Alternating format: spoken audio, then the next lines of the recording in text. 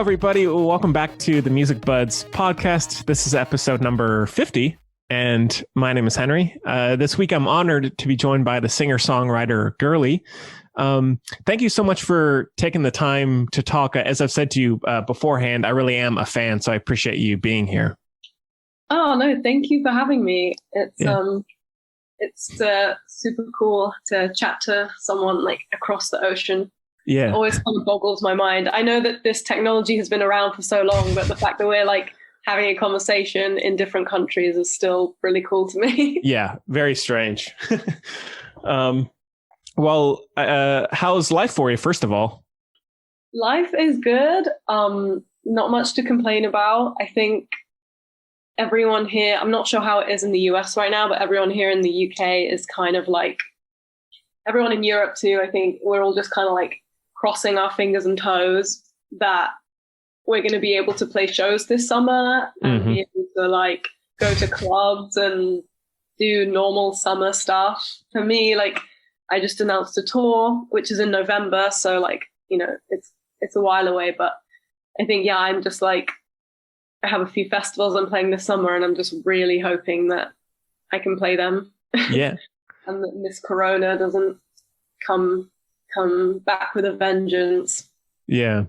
No, it's honestly the same here. Like I have people that I know who have like just gotten tickets for things and they're about to go to their first one, or they've already been to a small one. And so it's like, we're getting to the edge of it. So yeah, that's cool. I feel like we're all being able to kind of taste freedom a little bit. But then it's like, ooh, like all my friends in the US, I keep seeing on their Instagram stories, like actual shows with like people standing up and vibing. And I'm like, oh God, this feels like an alien world. This is so cool. Yeah.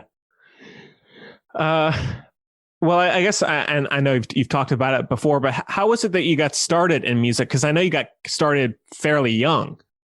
Yeah, I mean, like, I first started making music when I was, like, I guess properly making my own songs when I was about 15.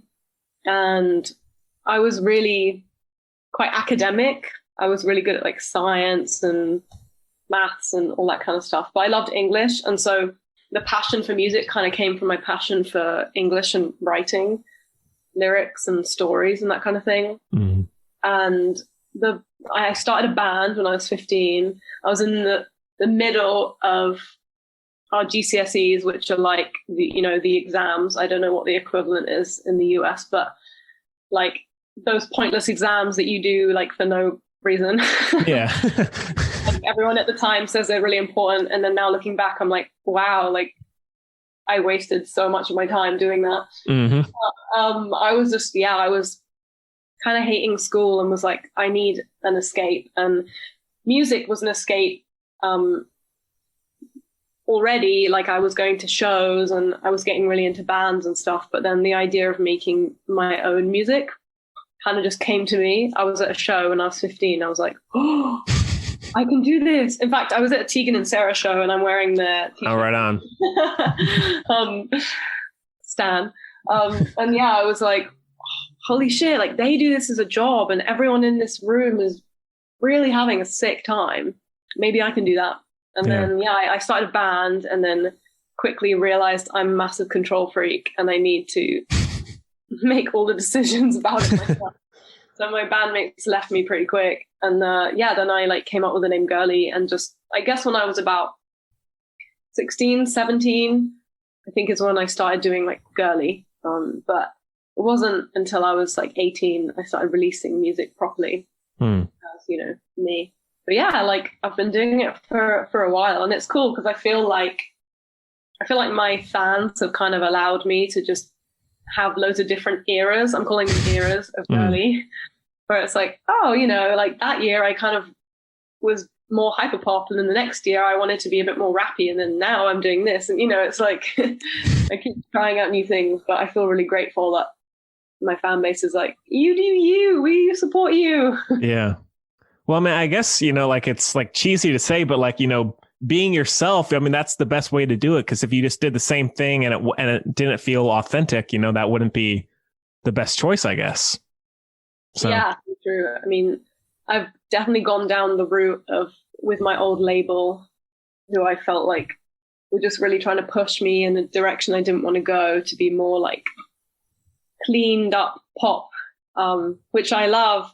I'm a big pop fan, but that wasn't me per se. And I definitely felt forced down that road. Yeah. And then as soon as I got dropped by that label, which was like the best thing ever, I was like, now I'm going to make all my own decisions, and I'm always going to trust my gut and be real, because I feel like people can really tell as well. Like this generation, I say that like we're old. We're not old, but yeah. like, you know, the 14-year-olds, the 13-year-olds, you know, even younger, like the TikTok generation, they're really smart. Like they really pick up when something's fake or not real, you know? And I feel like my fan base have really switched on in that way too. And they could tell when I wasn't really putting out things that were true to me. Yeah. So yeah. Well, now in terms of with music having been an escape for you early on, what were some of the artists that you first connected with? I mean, when I was first getting into like bands, it was kind of in conjunction with when I was figuring out my sexuality. So there were some bands that were really important to me in that way. Tegan and Sarah were a big one. But musically as well, I think they inspired me a lot because they're very storytelling in the way they kind of, and they also, another example of a band who just every album is like a different genre, which I love. But I was also like, I was a big Paramore fan, you know, like I was a big fan of a lot of really badass women, you know, and Hayley Williams was a big inspo for me. But then I loved, like when I first started writing music, you know, Charlie XCX was someone I was listening to loads. Peaches was someone I was listening to a lot. But then also I was a huge Arctic Monkeys fan. Oh yeah. You know, Alex Turner is another amazing lyricist. So he really inspired me lyrically. I wouldn't say my music sounds like the Arctic Monkeys, but that was a band I was listening to a lot. Yeah. And so, yeah, I mean, like when I was like first going to gigs, there was this massive indie thing happening in the UK where everyone was wearing like Doc Martens and plaid shirts and going to these indie shows. So I was like doing that for a bit. And then I realized like, hold up, like I love like, you know, then I started listening to like MIA and Missy Elliott and all these like other, you know, kind of rappers. And I was like, this is so cool. So I kind of went off the indie vibes. Now I'm back. I listen to all music, but yeah, like MIA was a really big influence as well, actually. And like Lily Allen. Oh yeah. Big inspos. Yeah. And I mean, like in terms of the variety, I mean, that's what really kind of struck me when I first heard your music, is that there is like so much variety, but in like a really cool way. You know, like some people can really, I think, to maybe try and seem relevant or something, they can kind of force that even if it's not natural. But for you, it feels perfectly genuine, you know? And so that's, thank you. But now your the album that you had a couple years ago, Odd One Out, was that album, was that just a collection of your early songs, or was that more of a concept or idea that you had and then you started kind of putting it all together? I think I never really plan ahead in terms of like, now I'm going to go into the studio and I'm going to write an album, or now I'm going to write an EP or whatever. I kind of I'm always writing music and songs, and then I'll look back and be like, oh, this song kind of relates to this one, and that could go with that. And then, you know, so I think I always try. I mean, Odd One Out was kind of in a funny way. I think about the title of that album, and I think all the songs in there were very like Odd One Out, all kind of higgledy-piggledy, like smushed together. And I think they really work, but it really, for me, sums up my life at that point where I was just really confused about who I was and what I was doing. And a lot of the songs are about that too. And yeah, I was like definitely struggling. I mean, like a lot of my songs were about times when I was struggling, but I think, yeah, like now, for example, like X Talk, came about because I was just writing loads of songs about feeling heartbroken, and then I put them all together and they just made sense as a chapter, you know. And then Damsel in Distress, this new kind of era project, is all songs that are kind of me figuring stuff out about myself and learning to be a badass. So I thought, haha, put them in like that. But yeah, I think, I don't know if I'll ever be the kind of artist who can go, because I really admire bands who are able to just go book a studio for 2 weeks and go write an album. Because I just like, I can't do that. I just write all the time. I find it hard to kind of like be like, this is the time I'll write the album. Right. Maybe it's just not how my brain works. And now in terms of, I mean, because your music, like it is very emotional and it really like strikes you. And, you know, I think I've heard that you've talked about, I guess, maybe not being offensive, but like, you know, getting a reaction from people. And I feel like that's a good way to go, because while there is art that is, you know, kind of inoffensive and just easily digestible, that can be good. Sometimes I feel like, especially with music, you know, if you're going to stick with someone, if you get that reaction, you're not going to stick with someone who just, it doesn't even faze you, you know? Yeah, for sure. I mean, I think definitely for me as a music fan, you know, when I listen, if I hear a song and it's like, whoa, this person has such courage of conviction and is really saying something, or this is super weird, or like, I haven't heard something like this before, or like, wow, they really don't care, you know, I'm more likely to want to go see them live or follow them and see what they're like as a person and watch their interviews, you know. And like, I think I love that side. Like for me, when I was first discovering music, and it's the same for anyone who's a music fan, you know, when you're a teenager and you're first getting into music, you become obsessed with the band or the artist, not just the songs, it's everything. You know, if I think like I knew an unhealthy amount about like the bands I was into. I knew like who they hung out with. I knew what their star signs were, yeah. Who that song was about, you know, and you get really invested. And like, for me, I love having that kind of relationship with my fans too, where I like share with them, you know, like, you know, this is what the song's about and this is what I'm actually going through right now. And I try to be really honest on social media and stuff, and do loads of like live streams and Zooms and all, you know, hanging out and that kind of thing. Because I think like if you're a fan of an artist and obviously some artists don't want that, some just want to be like, here's the songs, leave me alone. But for me, like I remember being a music fan, I always felt so rewarded when the band I was into was like giving back, you know, in that way, being like, yeah, sure, come on into our life, you know. Yeah. So I try to be like that with my fans too. Yeah, no, I mean, I think that's great because like, you know, I think with this past year having been so crazy, you know, I mean, of course, all artists will take, you know, time off and they can still connect. But I guess it is interesting to think about how people have been staying connected over COVID, you know? Yeah, I mean, actually, COVID was, I mean, like not a good thing at all. But for me, one of the upsides to having all this free time and being locked down and stuff, you know, especially in the first like 6 months, was just connecting with my fans more and finding, you know, I was like, right, well, I don't want to be bored, so let me just do loads of live streams and like online gigs and, you know, whatever, keep creative. So it was cool to kind of figure out how to reach people during that as well. Yeah. And now, I mean, obviously, like live stream, you know, is different from, you know, having the audience there in front of you. But is it, I mean, I know touring must be a great thing. Has it been weird doing live streams like at all? Or, I mean, is it very, very different in feeling from a concert, or are there kind of good and bad of both?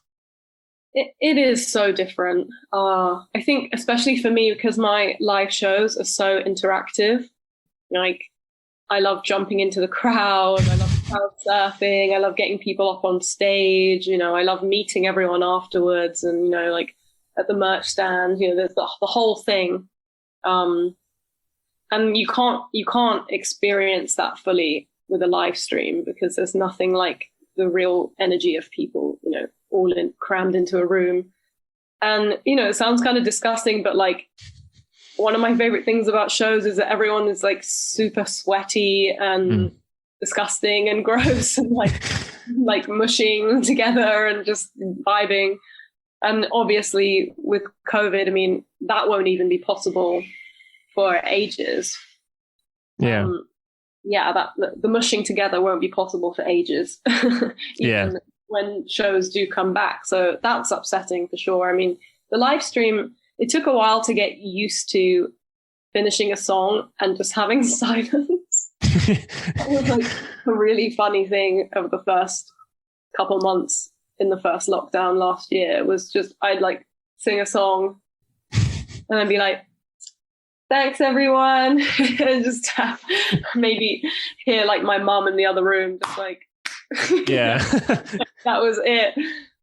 So yeah, that definitely took a bit of getting used to. But I mean, if my tour can go ahead in November, which I really hope it does, it'll just be amazing. Yeah. It is kind of odd to think about, like, you go back and watch like videos or recordings of big groups of people together, not necessarily concerts, but like it just has completely, COVID has just changed your mind about how you view, close proximity, Yeah. I mean, like at the moment in the UK, we have the Euros right now, like the football. Mm-hmm. And people are getting really angry, myself included, because so many events have been cancelled, like Pride Parade. So many of the protests last summer were violently shut down because of COVID rules, like Black Lives Matter and stuff. Right.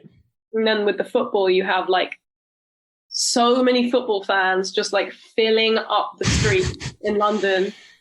And there's like, police aren't doing anything about it. And it's like, what? How are they allowed to do that, but we can't have our little parade, Yeah. So there's also, I think, a lot of tension in that way too. But yeah, like when I saw the pictures of those crowds, it kind of shocked me. I was like, oh, I haven't seen a crowd like that in so long. Mm-hmm. Like, what is this? And even just walking around and seeing the high streets kind of busy again, it kind of overwhelms you. I think I was talking to a friend the other day who was like, I think a lot of people have developed kind of mild like agoraphobia, like that feeling of just like not being scared to go outside or being scared of crowds, like that feeling, because everyone's got so comfortable with just being inside. Yeah. Like I work at a coffee shop, and like we have people who come in after not having been in there for like a year, and they're like looking around, like, is it okay to be in here? And like oftentimes their social skills have completely gone out the window because it's, it's been so long since they've had to talk to anybody, so. Yeah. Oh my God. I mean, like the first party I go to after all of this will be, I don't think I'll know how to communicate. Yeah. I mean, nice because, we're allowed to see friends and stuff now, but so I feel like the social skills are slowly getting back to what they were. But yeah, it's very weird. I think a lot of people like myself included also feel like we've had a couple years just robbed from our youth as well. Because, we have like, not that, it wasn't necessary and all that stuff, lucky to be alive and healthy, yeah. But it does feel like, damn, I have a friend who, like one of my little younger sister's friends was like, sorry. Oh, you're fine. Yeah, one of my younger sister's friends was 17 when the pandemic started, and they're now 19. And it's like, oh my gosh, like that's like a significant period of your life just gone. It's weird. Yeah. But in time, we'll all make it up when we're older. We'll all be like partying when we're like 80. Yeah. Well, now with the past year, have you been, staying busy with music? Have you been, taking it kind of easy? Like, what have you been doing to keep your sanity? Yeah, I've been staying super busy. It wasn't ever really an option for me to just take a year off or whatever, because like I think I would have completely freaked out if I did that. So I just I've been making so much music and putting out music videos and I just kept going, really, like kept putting out music, kept putting out videos, kept doing online stuff. I have an actual show in like a week and a half, which is seated and socially distanced and stuff, but in London, and I'm excited about that. It still doesn't feel real that it's happening, but yeah, I've been keeping busy. Yeah. Well, now with your music videos, they're very colorful, like very stylized. Like what's your approach of getting a music video made or an idea out? Like how does something like that, like Has Been or Play It Cool or whatever, like how does something like that come to be? Yeah, I mean, usually when I write a song, I'll have a visual in mind, or I'll have, a way I want to like communicate that visually. With Has Been, for example, I had this idea based on one of the lyrics in that song, which is like, pack them up and dress them well, put them on conveyor belts. And I was like, well, I want to have me being built in a pop star factory and be on a conveyor belt, and then have me get rejected and go to the trash, and crawl through the trash. So I have like some really cool collaborators. I always like work with kind of other young creatives, and I went to my friend Max with that idea, and he was like, yeah, let's do it. And several trash bags later, we made the video. And like I was with a major label before, for 4 years, and the budgets you have at major labels are crazy. Mm-hmm. Like now looking back, I'm like, well, I had so much money, but I had no creative control. So what's the point? Mm-hmm. And then I was completely independent for a while, and now I'm with an indie label who I love. And so, they give me budget to make videos and stuff. It's way smaller than I used to get, but it's awesome because it's mine, to do what I want with, and to like pay other young creatives with and make my own decisions about. So yeah, that's usually, I'll take whatever wild idea I have to a friend who's either a director or a producer, and we'll start like putting it together. And then I have people I work with all the time, like the girl who does my hair and the girl who does my makeup and styling and all that stuff, just because they get me. Yeah. I won't let anyone else touch my hair but my friend, because she's just like, she gets it. I need a cut right now, to be honest, but it's fine. People can't see it. No. Hear me. No, I mean, like the creativity, like an obvious statement, like that can make all the difference. Because if you had $100 million, but someone else was controlling it, it wouldn't be worth it. But like, really, I guess less is more most of the time, Yeah, totally. And sometimes I see music videos which had a huge budget, and I'm like, is that all they did? Like, really? And I get angry because I'm like, what the hell? Like, me or so many of my, friends who are creatives could have taken that money and done the coolest thing with it. And, they just did that, whatever. Not hating on anyone, I'm not going to name and shame, but, it's like, it is, you can get really creative with not that much money. Yeah. DIY, Yeah, for sure. Well, it's really nice talking to you. Is there anything else coming up that you'd like to mention? Anything? Because I know you have the tour coming up in November. Anything else coming up, or anything else you'd like to have said? Well, yeah, my song Dysmorphia has just come out with a music video. It's about my own personal struggles with like body dysmorphia, and how social media and YouTube fitness gurus and zines and TV and just brutal. Yeah, it just messes with your head. And I think actually in the lockdown, I've noticed a lot more people talking about this, because for me, I've kind of struggled with these things since I was maybe 18, and it's kind of like a recurring thing. But I really notice so many people are talking about how much they hate their bodies and they don't think they're beautiful. And I just think the beauty standards and body shaming is so, like, we should be done with this by now. This is like ridiculous. It's such an old, archaic concept, but it still makes so many of us feel so insecure. Yeah. So that's what the song is about. And then the music video is me being sucked into this mirror and pulled into this like monster world that represents my mind, where there's this big pink monster. Big because it has all this fluff all over it. And I had a friend play the monster, but yeah, it's basically like the monster is the monster in my head, and it's like surrounded by all these, the kind of stuff you'd see online or whatever, telling you you're not good enough and it's horrible and that kind of thing. So yeah, it's about that, and that's out. So I'm really proud of that. And my song More Than a Friend, which is from the same project called Damsel in Distress, came out about a month ago as well. So you can go check that out. Yeah. Yeah, no, like social media, like, it can be a wonderful thing, like, to stay connected as we've talked about. But man, there are so many twisted downsides to it as well that it's hard to deal with sometimes, Yeah. And it affects everybody as well. Like it doesn't just affect one group of people. I mean, that's another thing. Like the amount of people I talk to who are just so self-conscious about like something that you would just never even think about. So many of my friends who I just think are such beautiful, amazing people, and they're really self-conscious about a particular part of their body or their personality or something, and they've